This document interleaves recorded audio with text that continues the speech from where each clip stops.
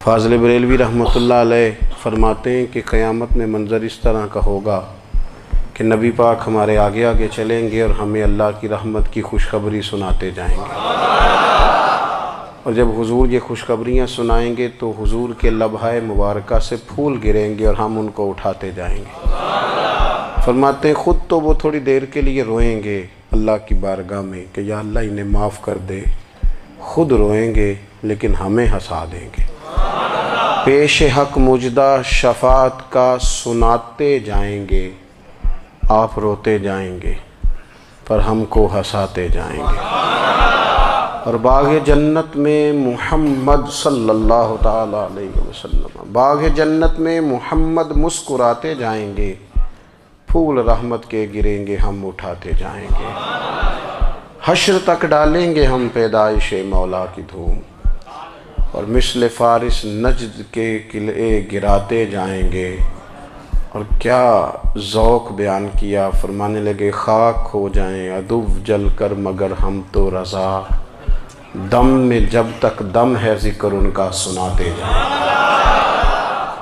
جب تک سانسوں کی ڈوری چل رہی ہے، دم میں جب تک دم ہے ذکر ان کا سناتے جائیں گے۔ اللہ تبارک و تعالیٰ نے ہمارے محبوب کریم علیہ السلام کو دنیا میں بھیجا تو فرمایا یا ایھا الناس قد جاءکم برہان من ربکم، اے لوگو تمہارے پاس تمہارے رب کی دلیل آ گئی ہے۔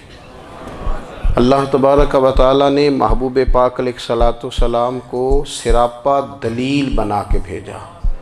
باقی انبیاء کرام علیہم السلام کے پاس بھی اپنی نبوت کے دلائل کے طور پر بے شمار معجزات تھے، اور حضور کریم علیہ السلام کے تو پورے وجود کو ہی اللہ نے معجزہ بنایا ہے، اور نبی پاک صلی اللہ تعالیٰ علیہ وآلہ وسلم کی نبوت کی دلیلیں، حضور کے رسالت کے مستحکم دلائل جگہ جگہ آپ کو ملیں گے۔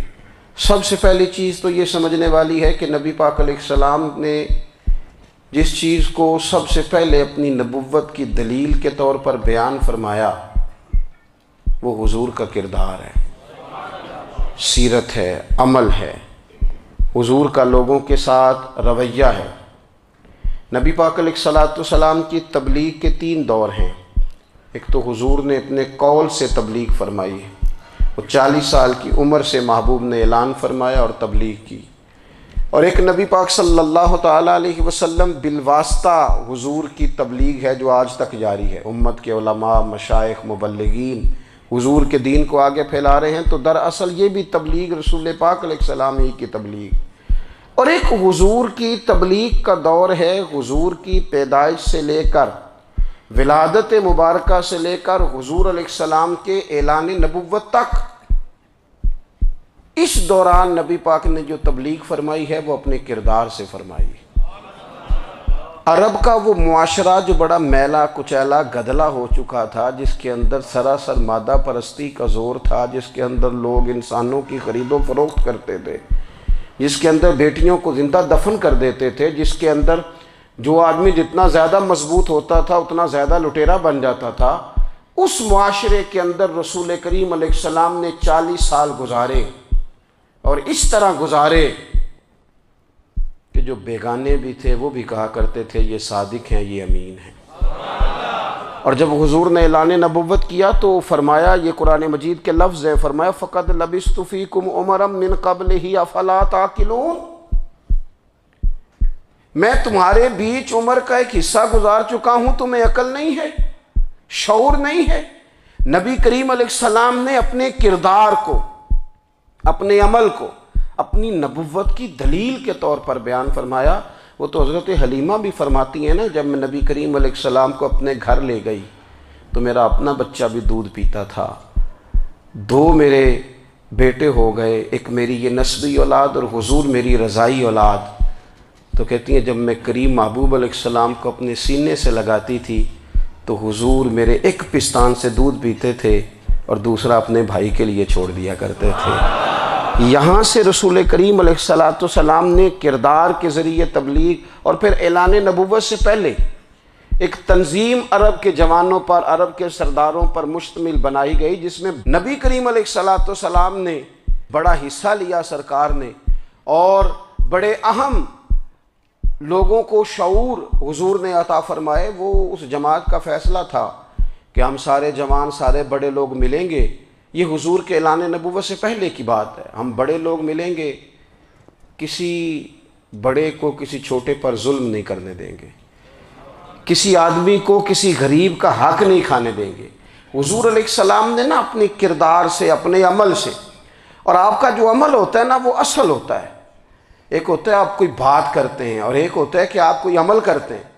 آپ جب عمل کرتے ہیں تو عمل کے ذریعے بھی لوگوں تک بات پہنچتی ہے کہ دراصل آپ کا اٹھنا بیٹھنا چلنا پھرنا کیا ہے۔ میرے رسول کریم علیہ السلام کا اٹھنا بھی ایک نبی کا، بیٹھنا بھی ایک نبی کا، بات کرنا بھی ایک نبی کا، معاملات زندگی کرنا بھی ایک نبی کا، لین دین کرنا بھی ایک نبی کا۔ ایک شخص کہتے ہیں میں نے اعلان نبوت سے پہلے حضور علیہ السلام سے کوئی چیز خریدی تھی اور میں نے عرض کیا تھا آپ یہاں تشریف رکھیں، میں پیسے لے کے آتا ہوں۔ میں 3 دن کے بعد آیا۔ دیکھو یہ بات کرنی کتنی آسان ہے، بولنی کتنی آسان ہے، پر 3 دن یہاں میرے بھائی کو کسی شخص کو 2 گھنٹے انتظار کرنا پڑ جائے تو لوگ کہتے ہیں الانتظار اشد من القتل، یہ تو قتل سے زیادہ تکلیف والا معاملہ ہے منتظر رہنا کسی کا۔ کہتے 3 دن کے بعد میں آیا تو میرے رسول کریم وہیں تشریف فرمایا، بس اتنا فرمایا یار تم نے مجھے بڑی تکلیف میں ڈال دیا، 3 دن ہو گئے یہاں رکے ہوئے۔ تو حضور نے اپنے کردار کو، اپنے عمل کو، اپنے معاملات کو سب سے پہلے اپنی نبوت کی دلیل کے طور پر پیش کیا۔ کسی نے کیا خوب کہا تھا کہ جو تیری جان کے دشمن ہیں وہ بھی کہتے ہیں، وہ جو تیری جان کے دشمن ہیں، بظاہر تو آئے ہیں نا ہجرت کی رات جان لے لے، لیکن امانتیں حضور کے گھر میں رکھی ہوئی ہیں، امانتیں کاشانہ نور پہ پڑی ہیں۔ وہ جو تیری جان کے دشمن ہیں وہ بھی کہتے ہیں کہ امین تو ہے اور صداقت کی آبرو تو ہے، امین بھی تو ہے، صداقت کی آبرو تو ہے۔ تو پہلے کردار۔ پھر دوسری بات، اللہ تعالیٰ نے اپنے محبوب علیہ السلام کو اپنا مطلق نائب بنا کر، اپنا محبوب اعظم بنا کر، ویسے ہی سارے انسانوں کے بارے میں کہا وَإِذْ قَالَ رَبُّكَ لِلْمَلَائِكَةِ إِنِّي جَاعِلٌ فِي الْأَرْضِ خلیفہ، میں زمین میں اپنا نائب بنانے والا ہوں۔ لیکن حضور علیہ السلام تو محبوب ہے نا، حضور کی نیابت تو محبوبیت کے درجے پر فائز ہے۔ تو رسول پاک کو رب کریم نے اس طرح کا بنا کے بھیجا کہ حضرت عبداللہ ابن رواحہ رضی اللہ تعالیٰ عنہ بیان فرماتے ہیں کہ اگر حضور کوئی معجزہ نہ بھی دکھاتے، نبی کریم علیہ السلام سے کوئی اعجاز لوگ نہ بھی دیکھتے، تو محبوب کا تو چہرہ ہی اس طرح کا تھا، لوگوں نے دیکھتے جانا تھا اور کلمہ پڑھتے جانا تھا۔ لیکن باوجود اس کے میرے رسول پاک کا اعجاز یہ ہے، کمال یہ ہے کہ حضور کبھی اشارہ کر دیں تو چاند 2 ٹکڑے ہو جائے، کبھی دعا مانگ دیں تو ڈوبا ہوا سورج واپس آ جائے، کبھی محبوب گزرنے لگیں تو پتھر آپ پر سلام پڑے، کبھی حضور پہاڑ پر چڑھ جائیں تو پہاڑ وجد میں آ کر جھومنے لگیں، محبوب کا کبھی نماز پڑھاتے ارادہ بن جائے تو اللہ تعالیٰ قبلے کا رخ ہی تبدیل فرما دے۔ کیا خوبصورت سوچ ہے اور کیا نظریہ دیتے ہیں بریلی کے امام۔ فرماتے ہیں اجابت کا جوڑا عنایت کا صحرا، دلہن بن کے نکلی دعائے محمد، اور اجابت نے جھک کر گلے سے لگایا بڑی ناز سے جب دعائے محمد۔ دیکھو خدا کی رضا چاہتے ہیں دو عالم، خدا چاہتا ہے رضائے محمد صلی اللہ تعالی علیہ وسلم۔ اور ایک مقام پہ فرماتے ہیں نائب دست قدرت پہ لاکھوں سلام، نائب دست قدرت پہ لاکھوں سلام۔ تو اللہ تعالیٰ نے نبی پاک صلی اللہ تعالی علیہ وسلم کو جو اعجاز۔ پھر ایک اور بات، حضور امی ہیں، دنیا میں آ کر محبوب نے کسی سے پڑھا ہی نہیں۔ میرے محبوب نے جتنا پڑھا ہے رب کریم سے ہی پڑھا ہے۔ الرحمن علم القرآن خلق الانسان، رحمان نے قرآن سکھایا پھر انسان بنایا۔ اللہ تبارک و تعالیٰ کی بارگاہ کرم سے حضور نے لیا۔ رسول کریم امی ہیں، یہ بھی حضور کی نبوت پر ایک بڑی دلیل۔ دیکھو ایک ہوتا ہے کوئی آدمی بچپن سے ہی کسی چیز سے شغف رکھے اور جب اس کی عمر بڑی ہو جائے تو کہتے ہیں اس کا تجربہ بڑا ہو گیا ہے، یہ پہلے کچھ شعر کہتا تھا، کوئی ادبی جملہ کہتا تھا، تو اب اس کی یہ کام کرتے کرتے عمر بڑی ہو گئی ہے تو رسوخ حاصل ہو گیا۔ 40 سال کی عمر مبارک تک نبی کریم نے ایک شعر بھی نہیں کہا۔ حضور علیہ السلام نے کبھی کوئی ایسی بات، ویسے تو حضور کی ہر بات حکمت والی، لیکن جس کو عرب کے لوگ اپنے لہجے میں شاعری یا اپنے لہجے میں ادب کہتے تھے، وہ حضور نے بیان نہیں فرمایا۔ لیکن جب 40 سال کی عمر میں اعلان نبوت کیا تو پھر بڑے بڑے فصیح و بلیغ، بڑے بڑے سیانے طفیل بن عمر کہتے ہیں کہ اس شخص کو بھی میں نے دیکھا جسے بڑا ناز تھا اپنی فصاحت اور بلاغت پر، اور جب وہ حضور کے پاس آیا اور اس نے آ کے کچھ باتیں کی تو محبوب خاموشی سے سنتے رہے، اور جب وہ چپ کر گیا تو میرے کریم نے صرف سورہ فاتحہ پڑھی۔ کبھی اٹھتا تھا، کبھی بیٹھتا تھا، کبھی غور کرتا تھا، کبھی دائیں جاتا تھا، کبھی بائیں جاتا تھا، پھر کہنے لگا بتاؤ نا کلام کس کا ہے؟ فرمایا اس رب کا، اس رب کا، اس رب کا جس کا میں رسول بن کے آیا ہوں۔ نبی کریم صلی اللہ تعالیٰ علیہ وسلم امی ہیں، لیکن حضور نے کائنات کے رازوں سے پردے ہٹا دیے، نبی کریم نے جینے کے سلیقے بتا دیے، حضور نے ہر شخص کو اس کے مقصد حیات سے آگاہ کر دیا۔ نبی کریم علیہ السلام نے وہ فلسفہ حیات بیان کیا کہ لوگوں کو صرف جینے میں ہی مزہ نہیں آیا، مرنے میں بھی مزہ آنے لگا۔ لوگ آگے بڑھ بڑھ کے جانیں پیش کرنے لگے، اپنی اولادیں قربان کر، جو فلسفیوں سے کھل نہ سکا اور نکتہ وروں سے حل نہ ہوا، وہ راز ایک طیبہ والے نے بتلا دیا چند اشاروں میں۔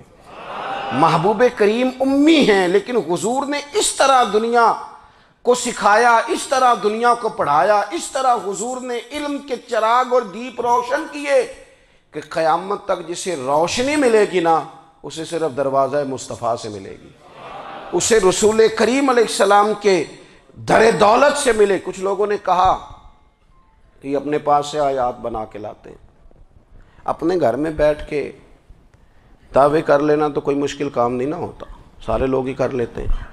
بلکہ وہ ہمارے ایک بزرگ کہا کرتے تھے، خیالی پلاؤ پکائیے تے گھیو کدے بھی کٹ نہ پائیے، کیونکہ کون سا پیسوں کا ڈالنا ہے، زیادہ ڈالیں آپ، اور زیادہ ڈالیں۔ بہت سارے لوگ ہیں آج بھی، کچھ لبرل ہیں بیچارے، کچھ دین بیزار طبقہ ہے، وہ کہتے ہیں جناب ہمیں تو جدید باتیں بتائیں، ہمیں تو نئے اسلوب کے مطابق لے کے چلیں، ہمیں تو او بھائی سن، میرے نبی پاک علیہ السلام نے فرمایا میرا قرآن کبھی پرانا نہیں ہوگا، اسے پڑھ کے دیکھ، اس کی جدت کا حسن دیکھ، یہ تو کھلا ہوا باغ ہے، تو ایک دفعہ اس کے قریب آئے گا تو خوشبو ملے گی، دوسری دفعہ آئے گا تو اس سے زیادہ تازی ملے گی، ایک دفعہ پھل کھائے گا تو مزیدار ہوگا اور دوسرا کھائے گا ہو سکتا ہے شکل ملتی جلتی ہو لیکن ذائقہ بڑا نرالا ہوگا۔ تو تو صحیح نا، جب کچھ لوگوں نے کہا یہ خود سے بنا کے آیات لاتے ہیں تو فرمایا وَإِن كُنتُمْ فِي رَيْبٍ مِّمَّا نَزَّلْنَا عَلَىٰ عَبْدِنَا فَأْتُوا بِسُورَةٍ مِّن مِّثْلِهِ، اگر تمہیں کوئی شک ہے اس میں جو ہم نے اپنے بندہ خاص میں نازل کیا ہے تو تم بھی اس جیسی ایک آیت بنا کے لاؤ۔ اور چلو چیلنج کھلا ہی دے دیا، فرما وَادْعُوا شُهَدَاءَكُم مِّن دُونِ اللَّهِ، اللہ اور اللہ والوں کو چھوڑ دو، تفسیری ترجمہ عرض کر رہا ہوں، یعنی صحابہ کو چھوڑ دو، حضور کے ماننے والوں کو چھوڑ دو، باقی ساری دنیا کے کافر کٹھے ہو جاؤ، ایک آیت بس قرآن جیسی لے کے آؤ، ایک آیت لے کے آؤ، ان کنتم صادقین، اگر تم سچے ہو۔ جوانوں سنو، کہا ایک آیت، اور یہ چیلنج آج تک قرآن مجید کا موجود ہے، آج تک وَإِن كُنتُمْ فِي رَيْبٍ مِّمَّا نَزَّلْنَا عَلَىٰ عَبْدِنَا فَأْتُوا بِسُورَةٍ مِّن مِّثْلِهِ، تم قرآن کے مقابلے کی ایک صورت لے کے آؤ اور سارے حمایتی اکٹھے کر لو اپنے، ان کنتم صادقین، اگر تم سچے ہو۔ جواب تو ادھر سے آنا تھا نا، لیکن کائنات کے رب نے جواب بھی خود دیا، فرمایا فَإِن لَّمْ تَفْعَلُوا وَلَن تَفْعَلُوا، اگر تم نہ لا سکے، اور فرمایا تم لا سکتے بھی نہیں، اگر تم نہ لا سکے اور تم لا سکتے بھی، نہ خنجر اٹھے گا نہ تلوار تم سے، یہ بازو میرے آزمائے ہوئے ہیں، وَلَن تَفْعَلُوا، تم لا بھی نہیں سکتے، فَاتَّقُوا النَّارَ الَّتِي وَقُودُهَا النَّاسُ وَالْحِجَارَةُ، پھر اس آگ سے ڈر جاؤ جس کا ایندھن آدمی اور پتھر ہے۔ اعدت للکافرین، بنائی کافروں کے لیے، بنائی مومنوں کے لیے تو رب نے جنت بنائی ہے۔ اعدت للکافرین، یہ دوزخ اللہ نے کن کے لیے بنائی ہے؟ اعدت للکافرین کہتا ہے کافر کے لیے بنایا۔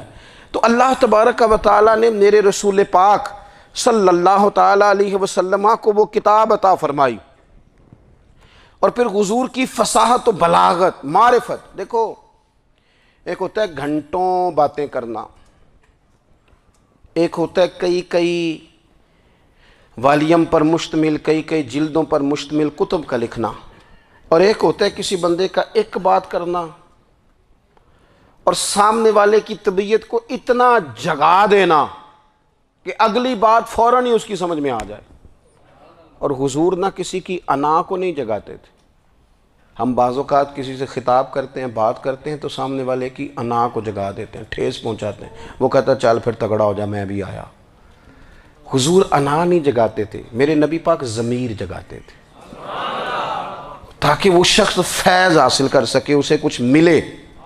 نبی کریم کا جو انداز تکلم ہے وہ اس طرح کا ہوتا تھا کہ انسان خود بخود کھل اٹھتا تھا کہ مطلب یہ بات ہونے کیا لگی ہے، مطلب حضور کیا فرمانے لگے۔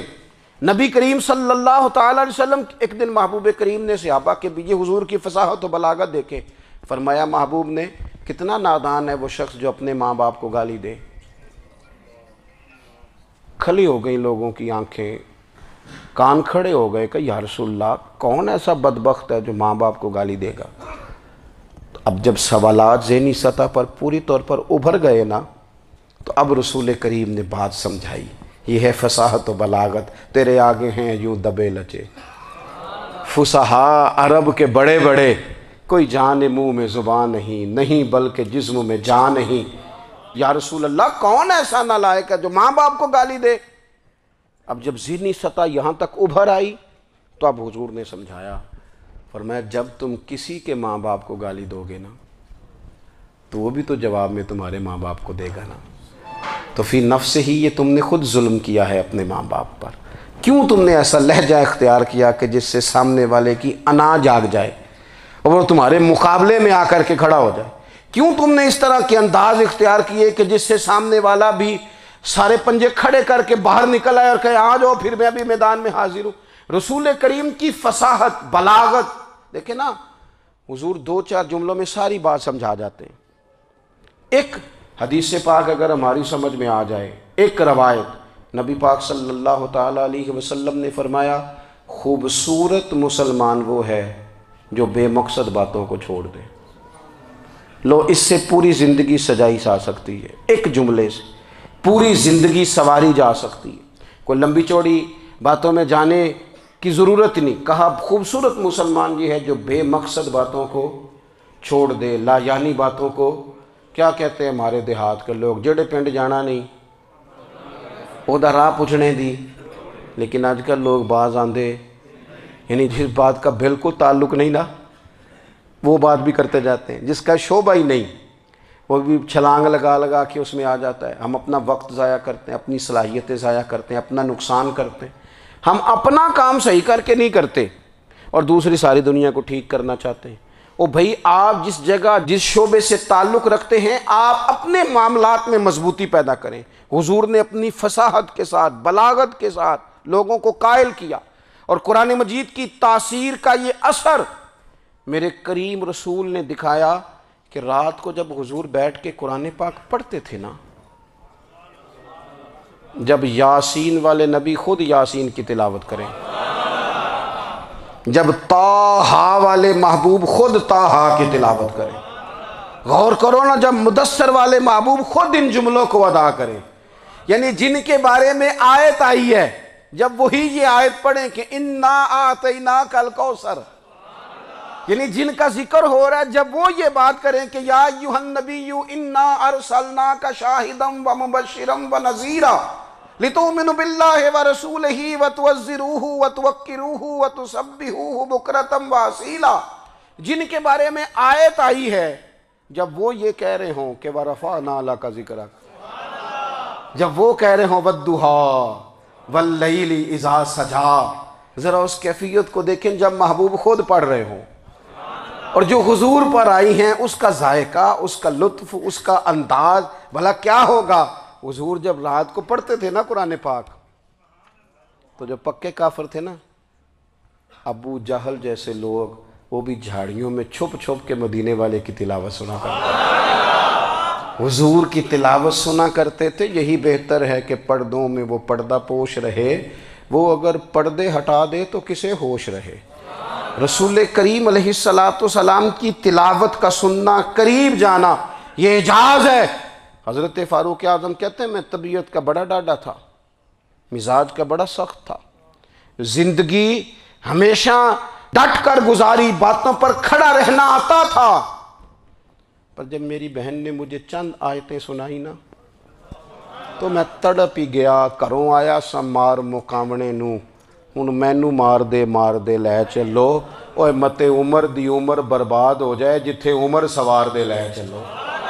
یہ اعجاز ہے رسول کریم صلی اللہ تعالیٰ علیہ وسلم پر نازل ہونے والی کتاب کا۔ پھر حضور نے خبریں دی، نبی پاک نے خبریں دی۔ حضور نے فرمایا روم فتح ہوگا، وہ ہوا۔ نبی کریم علیہ السلام نے فرمایا شام فتح ہوگا، تو شام فتح ہوا۔ فرمایا ایران فتح ہوگا، تو ایران فتح ہوا۔ سراقہ بن مالک کہتے ہیں ایک گاؤں پر بھی مسلمانوں کی حکومت نہیں تھی، ایک گاؤں پر۔ حضور مکہ مکرمہ سے نکل رہے تھے، مدینہ طیبہ تشریف لے جا رہے تھے، ابھی راستے میں تھے، میں 100 سرخ اونٹوں کے لالچ میں معاذ اللہ حضور کو گرفتار کرنے پہنچ گیا۔ محبوب نے حکم دیا، حضور کا معجزہ میں نے آنکھوں سے دیکھا، میرا گھوڑا زمین میں دھستا چلا گیا، میں نے معافی مانگی، حضور نے معاف کر دیا۔ میں نے سمجھا اچانک ہو گیا ہے۔ یہ منوانا بھی بڑا مشکل کام ہے۔ شجر و حجر پہچان گئے، انسان کی نظروں میں شاکی رہا۔ یہ کچھ ایسے لوگ ہیں جن کو منوانا توبہ توبہ، ماننے کو تیار نہیں، دیکھ دیکھ کے بھی ماننے کو تیار ہے نہیں، ماننے کو تیار ہی نہیں۔ کہتے ہیں کہ میں نے پھر چاہا آگے بڑھنا، تو پھر زمین کے اندر میرے گھوڑے کے پیر دھنسنے لگے، پھر معافی مانگی۔ کریم تیرے معاف کرنے کی ادا پہ بھی قربان جائیں۔ یہ نہیں فرمایا کہ تو بار بار یوں ہی کرتا ہے، فرمایا معافی مانگتا ہے، جا میں نے معاف کیا۔ کہتے ہیں 3 دفعہ میں آگے بڑھا، 3 دفعہ حضور نے معاف کیا تو مسکرا کے فرمانے لگے تو یہاں مجھے گرفتار کرنے آیا ہے، وہ کیسر روم کا علاقہ فتح ہوگا۔ وہ کنگن جو پہنتا ہے نا ہاتھوں میں، بادشاہ کے کنگن معروف ہیں، وہ تیرے ہاتھوں میں آئیں گے۔ اللہ کرے آپ سمجھیں۔ یہ جو لوگ ڈری ڈری سہمی اور ہمارے بچے مایوسی کی معاذ اللہ باتیں کرتے ہیں، وہ دیکھیں حضور کس طرح کی گفتگو فرماتے ہیں۔ ابھی ایک گاؤں پر بھی اسلام کی حکومت نہیں، لیکن حضور کا خبر دینے کا انداز۔ کریم فرمانے لگے وہ کیسر روم کے جو کنگن ہوں گے وہ تیرے ہاتھوں میں آئیں گے۔ جناب سراقہ بن مالک فرماتے ہیں کہ میں مسلمان ہو گیا، حضور کا وصال ہو گیا، کنگن نہیں آئے۔ حضرت ابوبکر صدیق کا وصال ظاہری ہو گیا، کنگن نہیں آئے۔ جناب عمر کا دور آ گیا، سراقہ بوڑھے ہو گئے۔ کوئی بندہ پوچھتا نا کہ اب تو عمر ڈھل گئی ہے، زندگی کا پتہ نہیں، کہنے لگے نہیں میں نہیں جاتا، جب تک کنگن نہیں آتے اسرائیل کوئی نہیں آئیں گے، کیونکہ ساڈے نبی دی زبان ساڈے واسطے قرآن۔ جو دن کو کہہ دیا دن ہے تو دن نکل آیا، جو شب کو کہہ دیا شب ہے تو رات ہو کے رہی، اور خدا نے ان کی زبان کو وہ اختیار دیا، جو نکلی منہ سے ان کے وہ بات ہو کے رہی۔ اور فاضل بریلوی کا تو انداز ہی پھر انوکھا ہے نا، وہ تو کہتے ہیں وہ زبان جس کو سب کن کی کنجی کہیں، جس کو سب کن کی کنجی کہیں، اس کی نافذ حکومت پہ لاکھوں سلام۔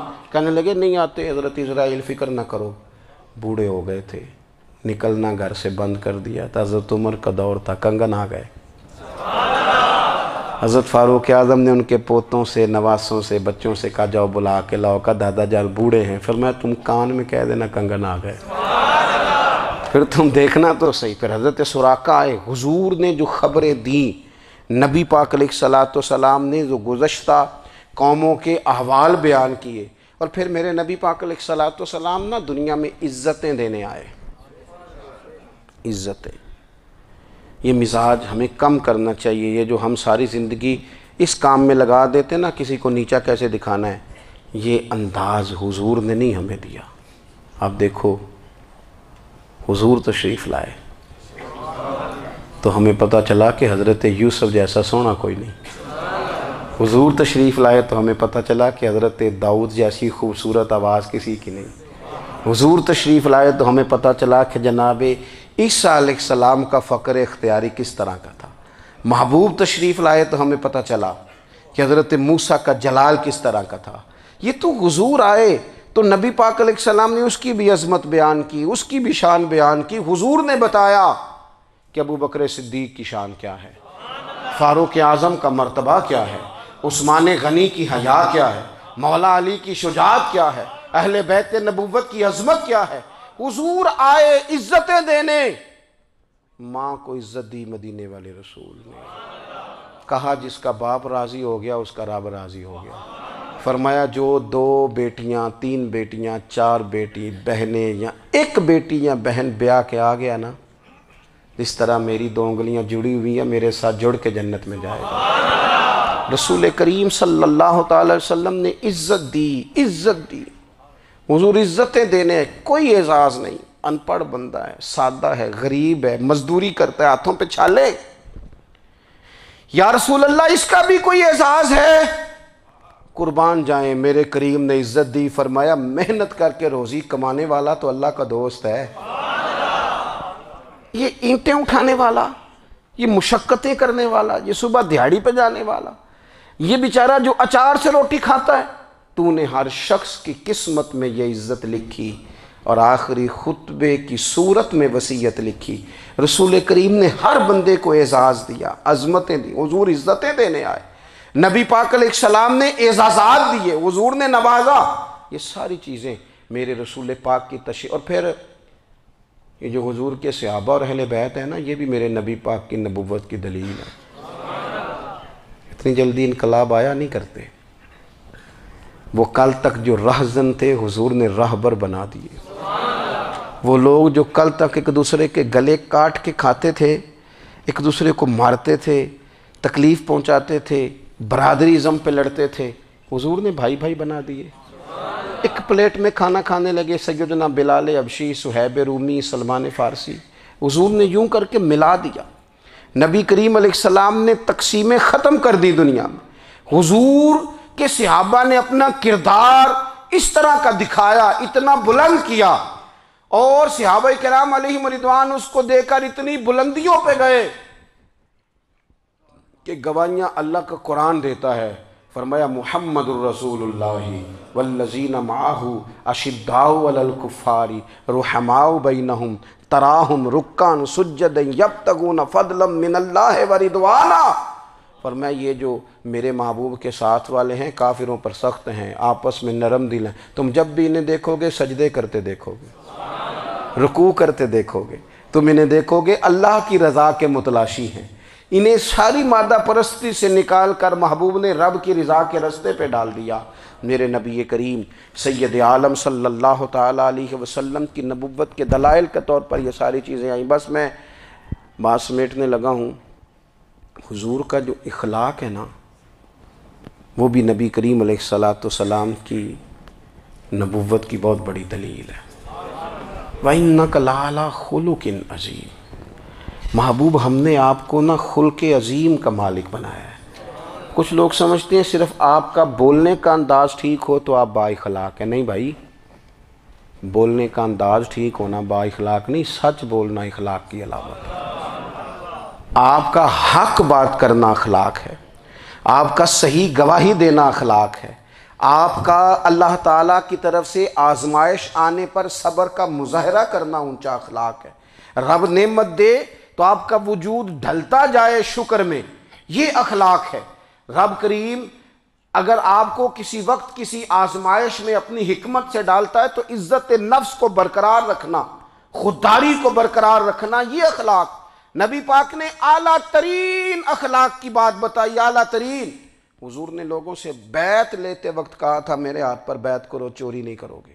نبی پاک علیہ السلام نے مختلف امور پر بیعت لی۔ حضرت حکیم بن حزام کہتے ہیں حضور نے میرے ہاتھ پہ ہاتھ رکھ کے کہا، میرے ہاتھ پہ ہاتھ رکھ کے بیعت کرو کہ کسی دنیا دار سے سوال نہیں